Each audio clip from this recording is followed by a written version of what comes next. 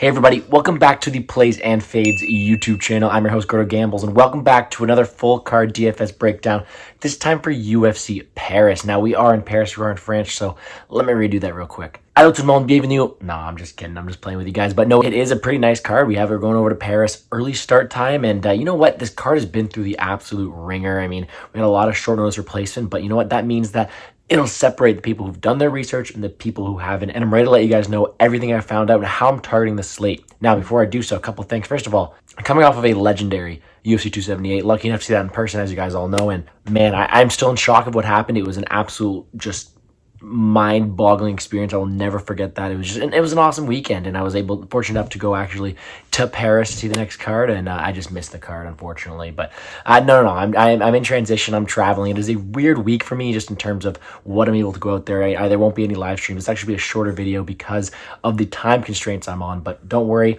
Starting next week, everything will be back to normal. Kira will be back on the shows with me. Football will be back, so we'll have football. We will have MMA, and maybe even an added section to the Plays and Fades YouTube channel. But let's not waste any more time. Let's dive into the slate. Starting off with our main event, we have Gane. We have Tuivasa. You know what? Tuivasa has been a fun guy to watch. I mean, he is Tuivasa. He's a guy who've been fortunate enough to bet on and to do shoeys with after he wins, and he's on a pretty nice win streak recently. Against the best level competition? No, probably not, but he's entertaining. He's fun, and he deserves this, you know what, title contention bout. But he's facing Gane in Paris, and this truly does look like a setup fight for Gane. Now, the real funny part about this one is Tuivasa is a guy who can go out there and he can get a finish at any time. Knockout power, decent durability, he'll walk forward, but it doesn't seem like one he's going to win too often. Now, of course, there's value with his salary being so low, but I really don't see him winning at 2 out of a clip, so I think Gane's the way to go. I do think that the fight does end. The concerning part when you're rostering a guy as expensive Gane is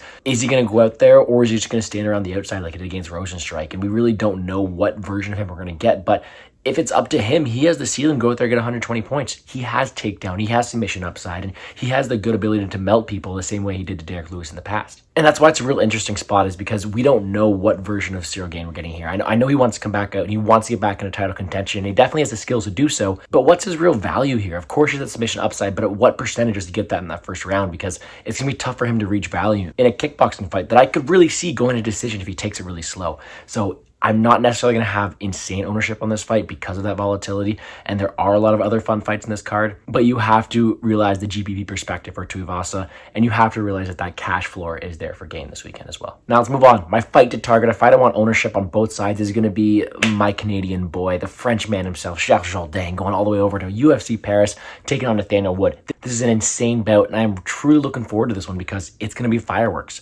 The reason I want ownership on both sides is because where you do have that active, that fun, that high-scoring offense of Charles Jourdain, who can go out there and, you know, crack the chin of Nathaniel Wood, put out a ton of volume and win a decision. We're going to throw in some jiu-jitsu, apparently. Just ask Lando Venata. But he's facing a guy, Nathaniel Wood, who has his upside as well. And the reason I want so much of this ownership is because you're either going to have a guy at 8.4K who could be lower owned because of the higher guys in the slate, or an underdog. And you're going to need underdogs this week. This is a week where I truly think that the underdogs are far and few between.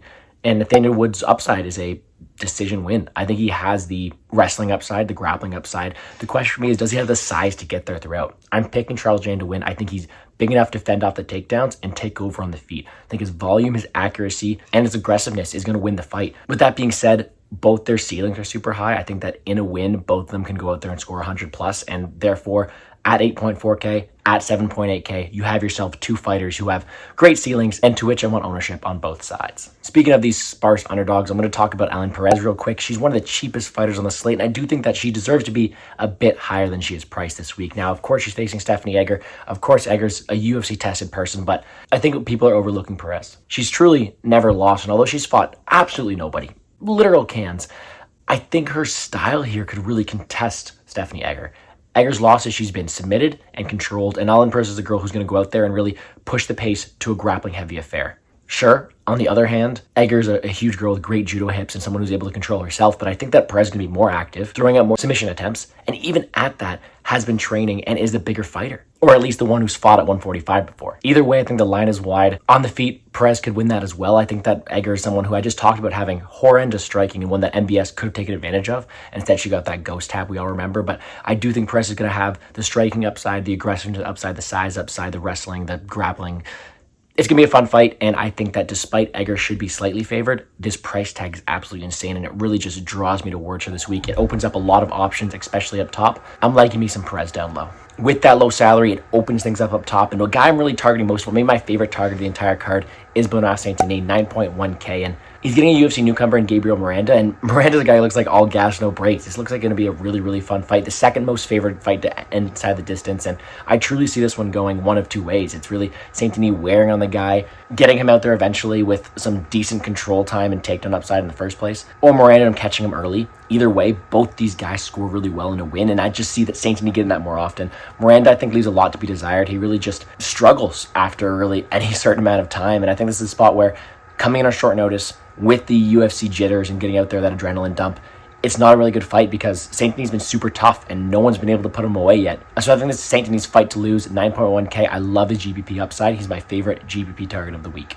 I think that if we look at cash, I think both Whittaker and Hasbrox are a guy who wins decisions, the guys who have pretty high floors, but really not that high of ceilings. And for that reason, I think those are two guys I am going to roster in cash, however, deviate from in GPP. If you want to look for more GPP players, I'm liking Magomedov. Him against Stolzfus, I think it's a really interesting matchup. Stolzfus is a guy I tried to fade, didn't work out the best last time, has worked out before that. And although Magomedov is making his debut in the UFC, and there's a lot of, question marks and uncertainty about him, I do think he has certain advantage in this spot that can really score well on DraftKings. I definitely don't think the KO is off the table here for a boost. And Stolzfus has really struggled to go out there and fight at range. And this is a spot where I think that on the feet, at distance, Magomedov is going to have the aggression, the ability to go out there and put leather to the face of Dustin Stolzfus and probably break him down the stretch. And this is a spot where I think he is able to get that finish.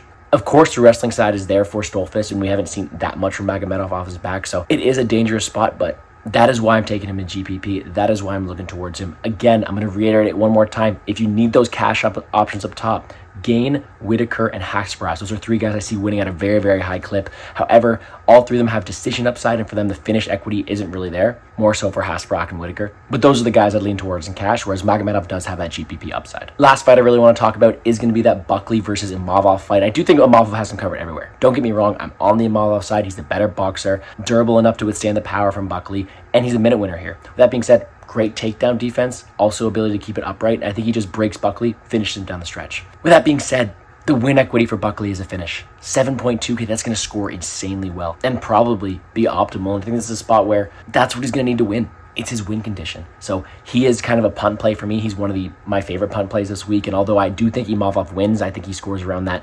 95 to 100 range, either with a later finish or decision win on volume alone. It's hard to look past the upside of Buckley. Again, breaking down that upper end of the price range, Whittaker, Hasbrox, and Gane in cash. St-Denis is my GPP guy of the week. Magomedov also there in GPP, and taking some Imavov as well. Kind of staying away from the Egger side. But just like that, let's break down the rest of the card. Right below that upper end, UFC debutant Gomez. In other words, this is going to be a fun fight, and he is going to be the hometown guy. I can't get to him as much. Both guys seem to be decently durable, so this is a fight where I could see it going longer than other people do. My research led me to believe that this fight could actually go over, and I might be playing the over in a fight where people do see this one finishing. So it's really hard for me to get to him at 8.6k over the guys above him who I'm liking in GPP a lot more. That's not the case for the guy below him. 8.5k, Mikhail Figlak. I probably butchered that. Apologies for that, but he's a guy who fights at a really, really torrid pace. I love his ability to go out there and be frantic. Really well-rounded. He is getting a huge step up, making that debut in the UFC against a guy in Fairziam who is a decent fighter, but he's going to have takedown upside. He's going to have the ability to go out there and push a pace. And although he is fighting the hometown guy in Ziam, I do think that his style, especially compared to the slow style of Ziam, is kind of going to win him over some fans. Super aggressive, super well-rounded, and a guy who I think is going to go out there and fight for your dollar. 8.5k. His nickname's the Mad Dog. I think he has GPP upside in his own right. With that being said, almost completely fading his opponent in Ziam. He scores awful. He's not a guy I really love to roster, but Figlak is a decent option, 8.5k. And finally, Khalid Taha, a guy with really good contrarian play this week. I think he has the ability to go out there and knock out Quinones, and at 8.3k, that'll probably be optimal. Same side of things, decently high floor because he is pretty durable, and it could be a longer fight. So at 8.3k, he is a sneaky play I'm giving you guys at the end. But that's going to do it for my entire full card DFS breakdown. Again, I apologize for the shorter amount of things. Hectic times for me, and don't worry, the videos will be back to normal next week, including my DFS live streams, my prop drop, my full card betting breakdown. All that stuff will be back, so make sure to tune in. Again, I'm asking guys, can you please like the video down below, subscribe to the channel, because it is going to be a fun end to the 2022 season here on Plays and Fade Sports. So with all that being said, enjoy the card this weekend, cash some tickets, and let's make some money, guys. Ding.